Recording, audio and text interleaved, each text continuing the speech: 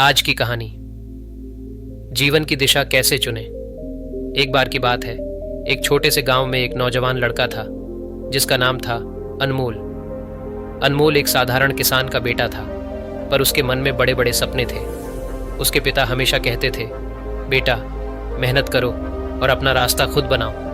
पर अनमोल के मन में यह सवाल हमेशा उठता था कि कौन सा रास्ता चुने और किस दिशा में बढ़े।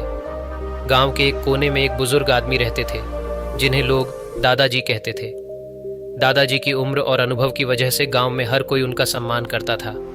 अनमोल ने सोचा कि क्यों न दादाजी से मिलकर अपनी उलझनों का हल पूछा जाए। एक दिन अनमोल ने साहस जुटाया और उनके पास जाकर बोला, दादाजी मैं जानना चाहता हूं कि किस दिशा में बढ़ना सही है। मुझे समझ में नहीं आता कि कौन सा रास्ता मेरे लिए सबसे अच्छा होगा।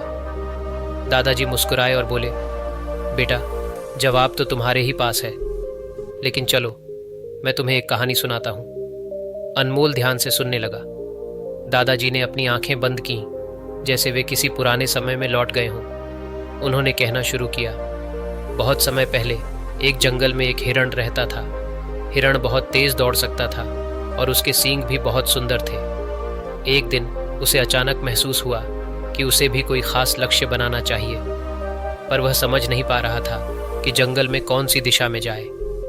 हिरण ने फैसला किया कि वह जंगल के सबसे बुजुर्ग पेड़ के पास जाकर सलाह लेगा। वह पेड़ के पास पहुंचा और बोला, ओ वृद्ध पेड़, मैं बहुत उलझन में हूं। मुझे समझ नहीं आता कि मैं किस दिशा में जाऊं। कृपया मुझे मार्गदर्शन दो।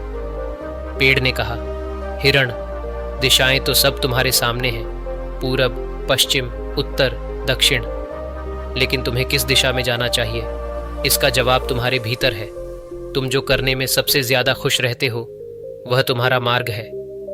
हिरण ने सोचा और फिर अपने भीतर की आवाज सुनी। उसे लगा कि उसे पानी के पास जाना चाहिए, क्योंकि वह वहां जाकर सबसे ज्यादा खुश महसूस करता था। वह नदी की ओर दौड़ा और वहां जाकर उसने सुकून पाया। वहां उसे घास, ठंडा पानी और ताजगी मिली, जिससे वह हर दिन और भी मजबूत होता गया। दादाजी ने कहानी पूरी की और फिर अनमोल की ओर देखा।